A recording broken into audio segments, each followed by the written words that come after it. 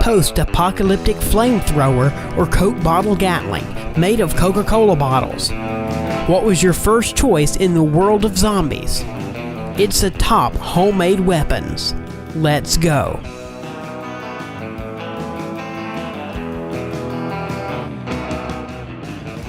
Let's start with German, who's made all portable versions of slingshots. Yes, just that, slingshot is a symbol of Thrive's channel. Once he's contrived a weapon with a huge sniper scope for pencil throwing, which he's also named Slingshot. The actuator is a common drill and the cartridge belt is replaced with a pencil charger.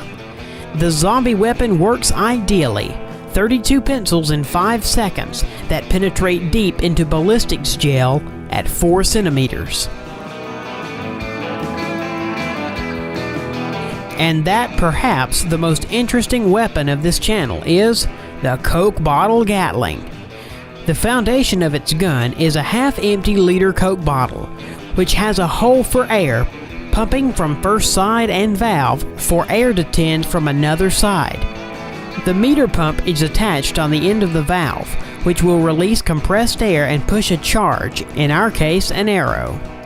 Combining 6 such bottles, we get a 6-charged arrow thrower, which is able to break through wooden barriers. It's kind of scary to imagine what happens if one of those arrows hits an unprotected body part, but Jorg didn't stop at that point. He decided to transform his apparatus into a fully automatic auto-throwing Gatling machine.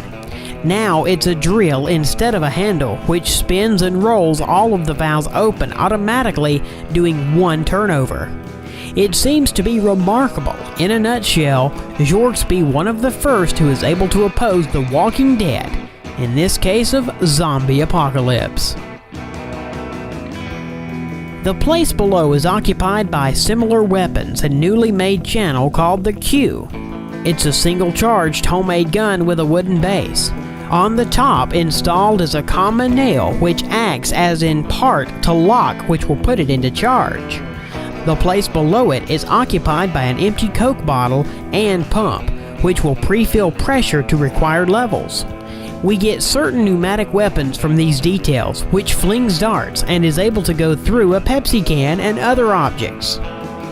The idea could be adopted by some adventure action films. The main hero has lost his compass, his phone batteries died, and fuel is ran out. After getting lost in the forest, the man, which has all of his automobile's equipment and pump, is able to make a gun for hunting easily from this video.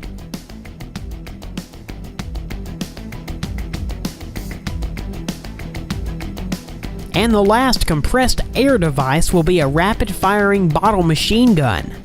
The principle of it working is very simple, like in previous homemade projects. Airsoft balls are put into under-pressure bottles, which then, pulling a trigger, throws the balls at the target with incredible speed.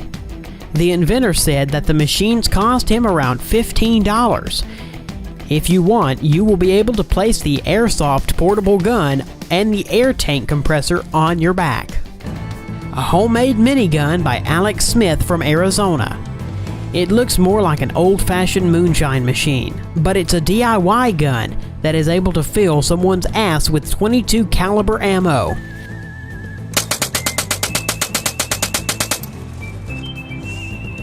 Alex has also made a gunpowder bazooka, which looks a lot like a rocket.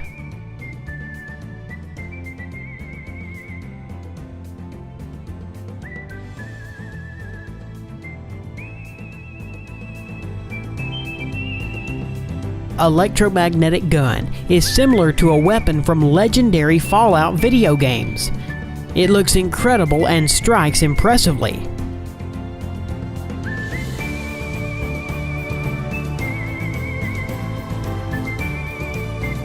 All instruction and information will be in the original video, link in the description. Is the first system of volley fire in the world. It's a 2-wheeled vehicle in which places the launcher with little gaps where it puts small rockets and explosive arrowheads. Small-scale bombs attach to the rockets. The arrowheads dip in a fuel mixture before being used to set it on fire. Nowadays, Hwacha can be looked at museums, famous issues of books, and computer games. The team with Cary, Grant, and Tori have all created this launch pad on the popular TV show Mythbusters. All the bombs have been thrown out successfully, but unfortunately miss all the targets. This model of the gun is effective for only huge numbers of enemies, or a horde of zombies. A 200-watt laser gun seems like a gun from Dead Space. A powerful laser is able to burn through wood and highly flammable materials. It's ideal for air balloons, which break for a few seconds after the laser hits them. In the end, Nick and his guns. He's made a 10mm pistol and a simple charge shotgun. There's only one question: why he invented a gun in state where he's able to buy such a weapon if you have a correspondence license.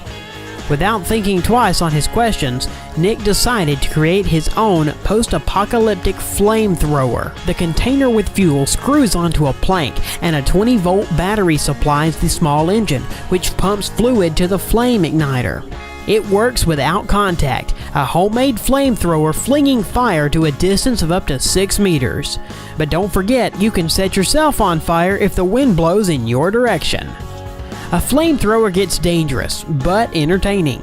The author of this fascinating device recommended not to try repeating this homemade flamethrower at home. That's all. Thanks for watching.